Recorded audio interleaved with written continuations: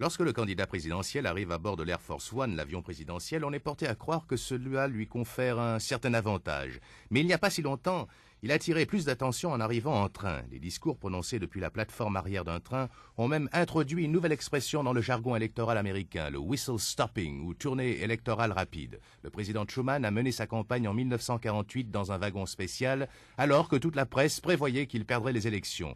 La vieille gare de Sydney, dans l'Ohio, l'une des haltes de la tournée de Truman, a récemment pris un coup de neuf. Le président Reagan devait emprunter le même wagon spécial que celui qui avait transporté Truman et deux autres présidents, Roosevelt et Eisenhower.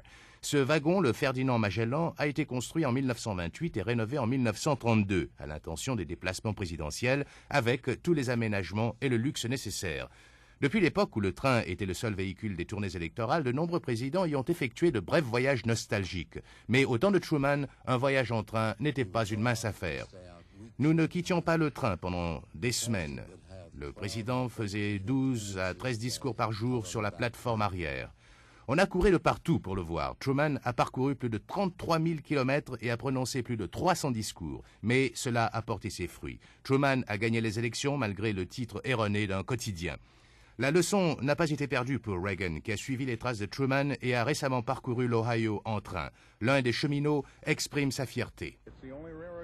C'est la seule voiture de chemin de fer jamais utilisée par 3 présidents des États-Unis et exclusivement construite à leur usage. Aujourd'hui, elle rentre dans l'histoire. Comme nous disions, nous remontons dans l'histoire et cela sera le 4e président qui utilisera cette voiture pour un voyage officiel. Reagan a emprunté le wagon de Truman, luxueusement aménagé pour parcourir l'ouest de l'Ohio, et démontré que sa campagne électorale était sur la bonne voie. Le président a prononcé 4 discours du haut de la plateforme arrière sur son parcours de 250 km. Le passage de son